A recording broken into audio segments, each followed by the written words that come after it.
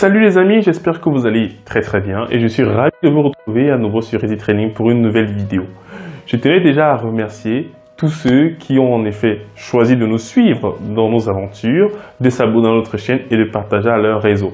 On reçoit énormément de messages de personnes qui sont en Europe, en Afrique, aux États-Unis, au Canada, qui nous remercient pour le travail que nous faisons. Et c'est nous qui vous remercions de continuer en effet à nous faire connaître sur la toile. Et aujourd'hui, nous allons parler de la différence entre Helm V2 et V3. C'est un débat extrêmement houleux au sein des entreprises parce qu'en effet, les gens ne comprennent pas. Pourquoi est-ce qu'on leur demande de passer à Helm V3? J'ai décidé donc de faire une vidéo pour expliquer de façon pédagogique, comme vous le savez, et à l'aide de dessins très intéressants, quelle est exactement la différence. Mais avant, si c'est la première fois que vous regardez une de nos vidéos, je suis Diran Tafen, formateur passionné et pédagogue dans le domaine du cloud, du DevOps et également business parce que nous accompagnons les personnes qui sont en CDI à se générer des compléments de revenus à l'aide d'une activité complémentaire qui peut être du freelance. Donc si ces trois thèmes t'intéressent, n'hésite pas à t'abonner à notre chaîne YouTube et également à activer la cloche de notification pour être informé de nos 3 vidéos qui sortent chaque semaine autour de ces thématiques-là.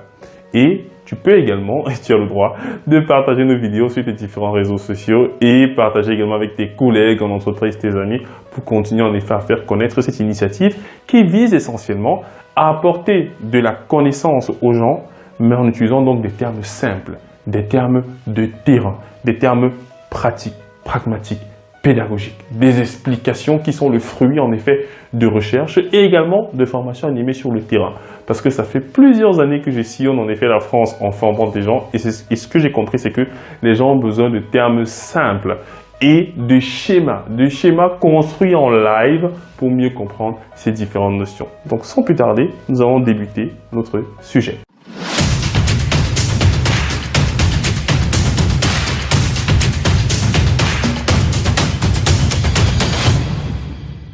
Nous allons présenter les axes de comparaison de la V2 et de la V3 en 2 parties. Dans la première partie, on va mettre en avant l'aspect sécurité qui justifie la migration entre la V2 et la V3 et ensuite l'aspect update strategy.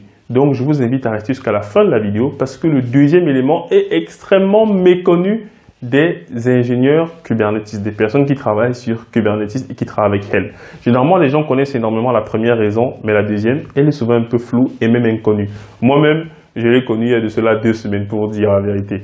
Donc, nous allons commencer par l'aspect sécurité. Alors, là, nous avons la V2 de Helm et là, nous avons la V3. Qu'est-ce qui se passait en effet avec la V2? Lorsqu'on souhaitait déployer Helm, comme on était sur une version de Kubernetes inférieure à 1.6, on n'avait pas de solution de airbag natif à Kubernetes. Donc, Kubernetes ne savait pas encore gérer la limitation de droit. Ce qui faisait que nous étions en effet obligés d'installer Tyler. Tyler qui allait se charger en effet d'interpréter les opérations qu'on lui demanderait via nos chartes et de les créer directement sur le cluster Kubernetes via l'intermédiaire de l'API. Mais la problématique avec cette façon de fonctionner là, c'est que Tyler avait donc besoin de droits administrateurs pour pouvoir faire n'importe quelle opération nécessaire. Ça veut dire que si on a quelqu'un ici qui en effet connaît où se trouve Tyler, ben du coup il peut lancer en fait la création de ressources ou même rebondir pour perturber le fonctionnement de votre cluster. Ce que certains clients faisaient, c'est qu'ils limitaient l'écoute de Tyler à la machine locale, en disant par exemple qu'il doit écouter uniquement sur le localhost. Ça faisait en sorte qu'on ne pouvait pas faire de commande remote. Il fallait donc installer le client Helm ici et piloter donc Tyler. Mais globalement, voici le problème de sécurité qu'on avait dû intrinsèquement à Kubernetes qui ne savait pas gérer la notion de airbag. Mais lorsque Kubernetes a su gérer en effet la notion de airbag, on n'a plus besoin maintenant de Tyler. C'est pour ça que sur la version 3, on n'a plus Tyler ici. Et du coup, comment est-ce qu'on fait pour pouvoir déterminer quelles sont les actions que l'on peut faire? C'est grâce en effet à nos user normal credentials, c'est-à-dire à notre propre compte à nous. Lorsqu'on travaille sur notre machine et qu'on utilise le client Helm pour provisionner des ressources, ben Kubernetes va nous dire quels sont vos droits en tant que user. Alors qu'ici, Tyler ne faisait qu'écouter tout ce qu'il reçoit, il applique. Il ne se pose pas de questions. Et ça posait un problème en termes de sécurité. Or, là maintenant, comme Kubernetes sait gérer la partie airbag, donc on aura un user avec le certificat, la clé privée, et on pourra donc lancer des commandes. Et Helm, donc le client Helm qu'on a ici, utilisera donc ces credentials qu'on a en local dans le fichier kubeconfig pour pouvoir créer les ressources qui vont bien. Et ça donc c'est extrêmement intéressant. Et c'est pour cette raison-là qu'en effet on décide de partir de la V2 à la V3. Mais ça ce n'est que la première raison qui est liée en effet à la limitation des droits. La deuxième raison, je vous dis, elle est extrêmement intéressante et on va la voir tout de suite. Nous allons maintenant parler de la deuxième raison, l'update ou upgrade strategy. On va d'abord se mettre dans le cas de la V2. Alors, imaginez vous avez votre charte. Et dans votre charte, par exemple, vous avez dit que vous souhaitez déployer Nginx en 1.19. Très bien. Et du coup, vous avez lancé le déploiement sur le cluster Kubernetes et vous avez donc les pods qui ont été créés. Les pods ont été créés avec la version de Nginx que vous avez demandé. Et on considère que c'est donc la release A. Bien. Maintenant, imaginez que l'un de vos collègues, par exemple, décide de venir modifier à la main en faisant un kubectl set image et il passe l'image à 1.20. À 1.20.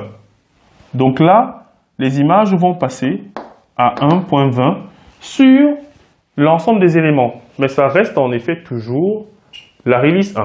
Tac. Et ça reste là, la release A. J'espère que jusqu'ici on est d'accord. Si on n'est pas d'accord, vous me le mettez en commentaire et je vous répondrai.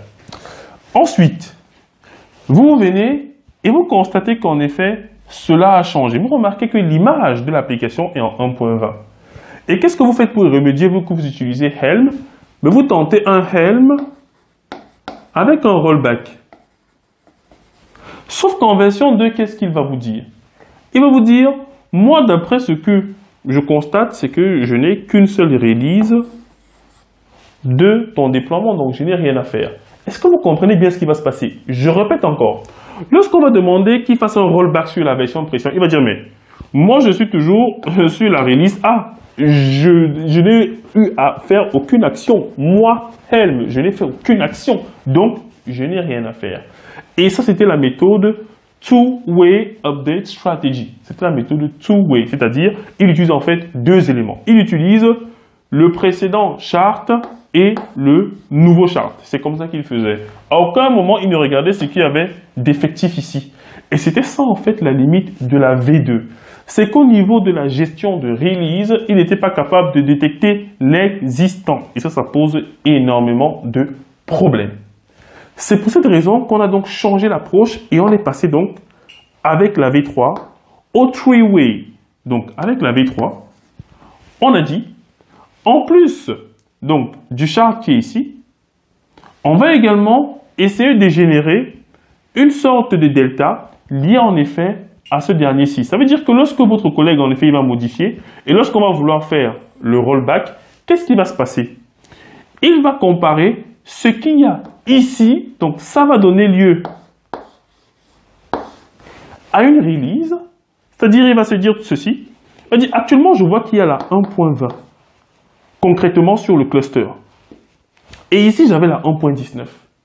Ça voudrait donc dire qu'il y a eu un changement et donc il va générer un patch pour revenir donc à la version 1.19. Ça veut dire que l'avantage indéniable que la V3 de Helm a, c'est qu'il est capable de prendre le pouls de ce qu'il y a lorsqu'il réalise les opérations de versionning, de release et de rollback. C'est ça sa grande puissance. C'est transparent pour vous parce qu'en effet, vous ne faites pas attention à ça. Mais pour ceux qui travaillent en V2, ils ont dû se retrouver en effet dans la situation où ils font un rollback et on dit il n'y a rien à faire. Nous, on ne voit pas, c'est-à-dire la release, elle est toujours la même. On n'a pas un nouveau chart qu'on a utilisé. Pourtant, il y a des modifications qui ont été faites. Donc, ce que la V3 apporte en plus, c'est l'aspect prise de connaissance de ce qu'il y a et génération d'un patch qui permettra de revenir à la release précédente, donc de la demande qui a été formulée avec la version 1.19. Les amis, j'espère qu'en effet, c'est clair pour cette deuxième partie-là. Parce que moi-même, j'ai mis du temps à la comprendre, mais elle est relativement simple. Avec la V2, on testait juste les chartes concrètes qui ont permis éventuellement de mettre à jour l'image. Avec la version 3, on utilise le Three-Way Update Strategy, c'est-à-dire on regarde le précédent chart, on regarde le nouveau chart et on regarde en effet ce qu'il y a concrètement d'appliqué sur le cluster. C'est donc la notion de Three-Way, alors qu'avant c'était Two-Way. Dites-moi dans les commentaires si vous avez bien saisi ça. Sinon, je referai une vidéo dessus parce que mon objectif, c'est que vous compreniez d'abord les concepts avant de passer maintenant à la mise en œuvre. Et sur Easy Training, vous avez donc les formations qui vont bien pour la mise en œuvre de cela.